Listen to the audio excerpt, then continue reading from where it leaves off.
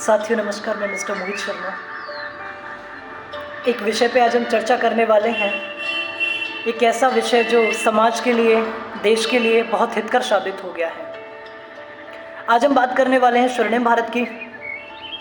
स्वर्णिम भारत समाज के अंदर एक ऐसी नींव है जो आने वाले युग में हमारी पहचान, वतन की नींव और वतन की सोच को, और इस जो स्वर्ण युग रह चुका भारत है, पूरी दुनिया में सोने की चिड़िया जिसको कहा जाता था, उसको सोने का महासागर का भी रूप था। ऐसे कुछ सच्चाइयों से पर्दा हटाने का काम शिक्षा नीति के अंदर एक विद्या और संस्कार नीति का जो बहुत कमी आज हमें लगती है, उस कमी को वापस लाने का एक सारांश। आज हम बहुत सारे लोगों को, असहाय लोगों को सहायता तो करते हैं, पर वो असहाय लोग सहायता में सफल होने के बाद आत्मनिर्भर बनकर के, एक जिम्मेदार व्यक्तित्व बनकर के आगे समाज की मदद कैसे करें, इस चीज़ का एक बहुत सुनहरा रास्ता है स्वर्णिम भारत। अगर आप पा ही गए हैं तो मैं आपसे 5 मिनट का टाइम लूँगा और एक ऐसी चीज़ से आज आपको रूबरू कराते हैं जो बहुत कमी के साथ समाज में देखी जा रही है। मैंने पिछले लंबे समय में कुछ चीज़ों को स्टडी किया और ऐसे हजारों हजार पेटेंट्स मैंने देखे जो भारत के थे, हमारे अधिकार में थे, पर हमसे छीन लिए गए। उनका पेटेंट अपने यहाँ करा लिया गया, केवल इस चीज़ के लिए चूँकि हम लोग सच्चे, भले भोले और आत्मीयता और मानवता को सम्मान देने वाले लोग हैं।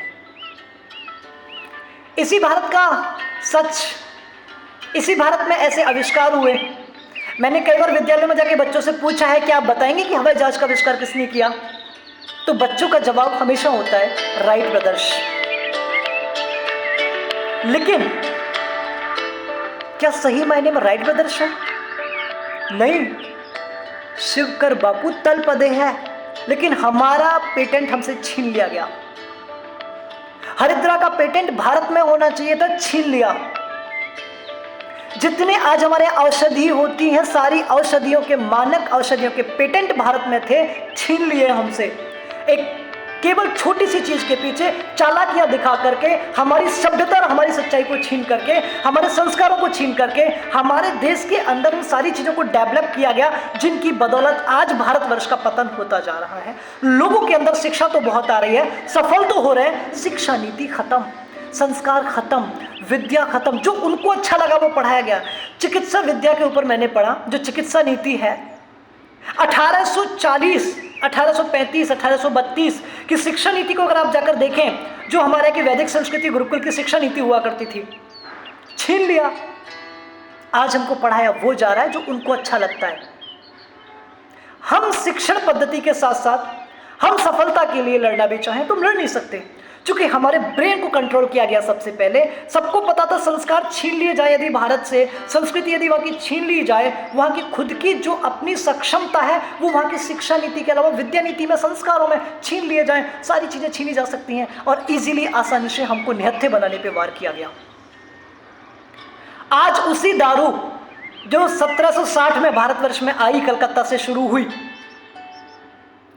हर घर का पतन खड़ा कर दिया।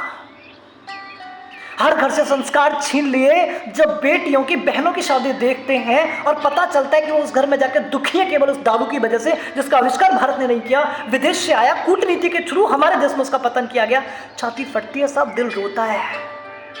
वो बहनें मेरी नहीं है, समूचे भारत की हैं। समूचे भारत के अंदर एक अखंडता, एक मजबूती, एक संस्कार, एक विद्या जो थी, उसका पतन कर दिया गया। 1835 के पार्लियामेंट में बात करते वक्त जब टीवी मैकाले से बात हो रही तो वो कहता है कि 1835 के समय पे समूचे भारत में एक भिखारी नहीं है, लोग आत्मनिर्भर हैं और पतन का सिर्फ एक ही रास्ता, वहाँ के संस्कार छीन लिए जाए, वहाँ की संस्कृति को छीन लिया जाए, वहाँ के लोगों के अंदर कुटिलता भर दी जाए, ऐसी शिक्षा वहाँ दे दी जाए, सब एक दूसरे को मारने और गिराने के लिए। आज क्या कर रहे हैं हम शिक्षा नीति में?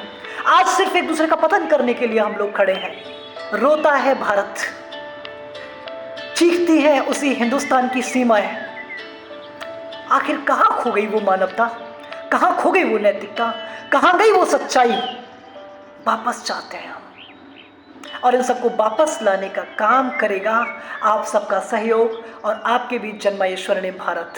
मैं सुखद महसूस करता हूँ जब मुझे पता चलता है कि जब लोग आत्मनिर्भर बनने और बनाने के लिए तत्पर होते हैं और समाज में सच्चाई फैलाने के लिए खड़े होते हैं। और इस सब सारी चीज़ों में आप जो साथ दे रहे हैं उस सब के लिए आपका बहुत बहुत धन्यवाद।